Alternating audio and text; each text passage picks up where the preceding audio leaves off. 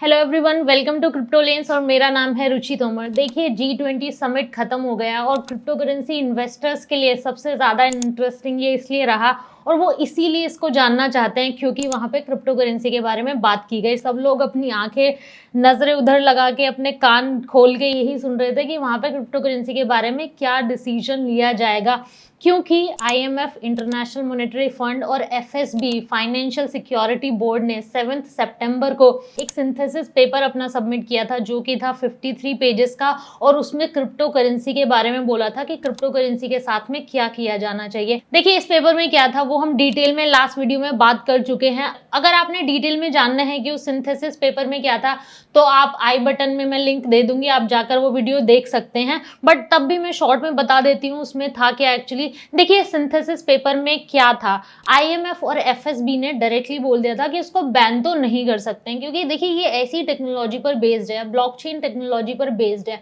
जहां पे आप ट्रांजैक्शन अगर करने जाएं तो आपको अपनी आइडेंटिटी रिवील करने की भी जरूरत नहीं है। तो कैसे ही गवर्नमेंट ट्रैक करेगी उसको कि किसका कितना इन्वेस्टमेंट है, कौन कहाँ पे पैसा भेज रहा है, कौन कितना इन्वेस्टमेंट कर रहा है, तो ये ट्रैक कर पाना बहुत ज्यादा मुश्किल हो जाता है। देखिए, इसको कोई प्राइवेट ऑर्गेनाइजेशन रन नहीं कर रही है जिसको आप जाकर बोल दो कि भैया ये काम खत्म कर दो, तो वो नहीं हो सकता। क्योंकि देखिए, अगर आप बिटकॉइन को ही बैन करना चाहें, बिटकॉइन क्या है, ब्लॉकचेन बेस्ड है, उसके पीछे कोई ऑर्गेनाइजेशन भी नहीं है, कंप्लीटली डिसेंट्रलाइज्ड है। अगर आप बिटकॉइन को जाके बैन करना चाहें वो आप नहीं कर सकते क्योंकि ब्लॉकचेन टेक्नोलॉजी को कौन ही रोक सकता है। वो मतलब उसको तो किसी मिडल मैन की, किसी के रन करने की जरूरत नहीं है, वो अपने आप में रन हो रहा है। तो ये बहुत ज्यादा मुश्किल हो जाता।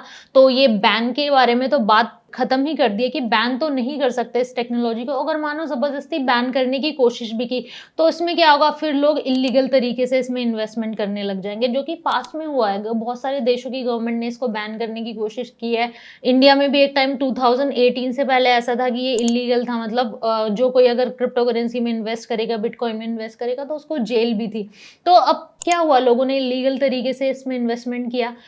तो यही सेम चीज होने वाली है। और दूसरा क्या है, मानो एक देश इसको बैन भी कर देता है, एक देश के या दो देशों के बैन करने से खत्म नहीं होने वाला। ये तो बिल्कुल पानी की तरह है, एक तरफ से फ्लो बंद करोगे तो दूसरी तरफ चला जाएगा, मतलब बाकी दुनिया में वो फैल जाएगा, ये रुकने वाला नहीं है। तो बेटर है कि इसमें रेगुलरिटीज लाई जाए। आई होप आपको ये वीडियो यहाँ तक पसंद आया होगा। वीडियो पसंद आया तो वीडियो को लाइक करिए और चैनल को सब्सक्राइब करिए। तो IMF और FSB ने क्या किया, इसमें रिकमेंडेशन दिए।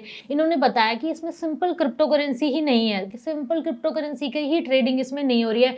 इसमें डिसेंट्रलाइज फाइनेंस अभी आ चुका है, इसमें NFTs आ चुके हैं, इसमें गेम्स आ चुके हैं, मेटावर्स है, AI है, बहुत सारी चीजें आ चुकी हैं। तो उन्होंने रिकमेंडेशन दिया कि कौन कौन सा डिपार्टमेंट इसको हैंडल कर सकता है और क्या क्या चीजें आ सकती हैं इसमें। देखिए, इसमें सबसे बड़ा कारण क्या है रेगुलरिटीज लाने का, अभी तक जो एक फाइनेंशियल सिस्टम चल रहा था जो कंप्लीटली गवर्नमेंट बैंक्स के कंट्रोल में था और बड़े बड़े फाइनेंशियल इंस्टीट्यूशंस के कंट्रोल में था।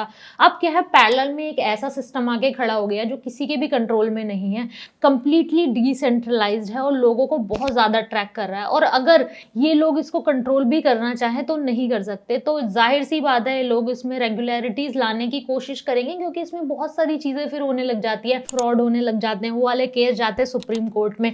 अब सुप्रीम कोर्ट ने क्या कहा है कि कोई रूल्स और रेगुलेशंस नहीं है, किस बेसिस पर उन लोगों को सजा दे। दूसरा क्या है कि जो कैपिटल का आउटफ्लो है, दूसरे देश में कितना पैसा जा रहा है उसको ट्रैक आप नहीं कर पाते। वहां पे अगर आप अर्न करेंगे तो उस पर टैक्स कैसे ले पाएंगे, वो ट्रैक कर पाना बहुत ज्यादा मुश्किल हो जाता है। जो एग्जिस्टिंग फाइनेंशियल सिस्टम है उसको अगर स्टेबल बनाना है, उसको अनस्टेबल होने से रोकना है, तो क्रिप्टो मार्केट में रेगुलेशंस लाने की जरूरत है। देखिए, G20 समिट खत्म हो गई है, तो इसमें क्रिप्टो करेंसी के ऊपर क्या डिसीजंस लिए गए उसके लिए सबसे पहले आप ये एक छोटा सा क्लिप सुनिए हमारे प्राइम मिनिस्टर मोदी जी का, जो कि G20 समिट में उन्होंने क्या बोला क्रिप्टो करेंसी के बारे में। ऐसे कितने ही विषय हैं जो बिजनेस पर बड़ा इंपैक्ट डालते हैं। अब जैसे क्रिप्टो करेंसी से जुड़ी चुनौती है, इस मामले में ज्यादा से ज्यादा इंटीग्रेटेड अप्रोच की जरूरत है। देखिए, इस वीडियो से आपको पता चल ही गया होगा कि एक फ्रेमवर्क लाने की जरूरत है, कि मतलब एक ऐसा सिस्टम जिससे मतलब रेगुलरिटीज आ जाएं, कुछ रूल्स और रेगुलेशंस इसमें आ जाएं। देखिए, deputy managing director of IMF Gita Gopinath ने ये भी कहा है कि अगर रूल्स और रेगुलेशंस नहीं लाए गए तो ये काफी खतरनाक साबित हो सकता है, फ्यूचर में काफी वाइल्ड ये हो सकता है ये मार्केट। G20 समिट खत्म हो गई है। अब देखिए, क्वेश्चन ये है कि इसमें क्या डिसीजन लिए गए इस चीज पे सकते हैं। देखिए सबसे पहला तो ये है कि इसको बैन नहीं कर सकते। बैन करने के क्या कारण है? सबसे पहला तो ये टेक्नोलॉजी है, ब्लॉकचेन टेक्नोलॉजी, जिसको आप कैसे ही बैन कर पाओगे? लोग इलीगल तरीके से उसमें इन्वेस्टमेंट करने लग जाएंगे।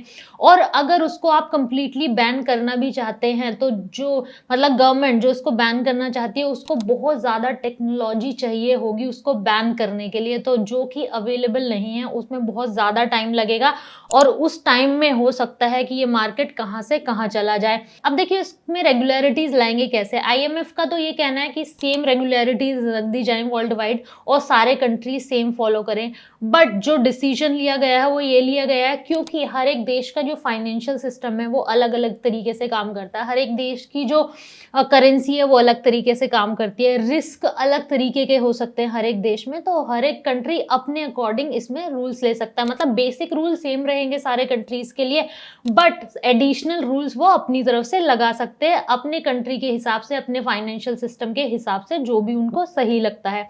आने वाले टाइम में हमें 5 पॉइंट क्रिप्टो लेजिस्लेटिव फ्रेमवर्क देखने के लिए इंडिया में मिल सकता है। अब ये 5 पॉइंट्स क्या क्या हैं ये हम एक एक करके देख लेते हैं। देखिए सबसे पहला तो क्या है कि एडवांस केवाईसी का सिस्टम ये लेकर आएंगे। उसमें क्या करेंगे, ये फॉरेन अकाउंट टैक्स को ट्रैक करने का काम करेंगे और दूसरा एंटी मनी लॉन्ड्रिंग स्टैंडर्ड्स उसमें अप्लाई होंगे। दूसरा जो पॉइंट होगा वो ये होगा कि जो क्रिप्टो प्लेटफॉर्म्स हैं, जो क्रिप्टो एक्सचेंजेस हैं, उनको प्रूफ ऑफ रिजर्व देना पड़ेगा। तीसरा जो होगा यूनिफॉर्म टैक्सेशन पॉलिसी अप्लाई होगी पूरे नेशन में। देखिए नेक्स्ट क्या होगा, जो क्रिप्टो एक्सचेंजेस हैं उनको ऑथोराइज्ड डीलर्स का स्टेटस मिलेगा जो कि होगा under the guidelines of RBI.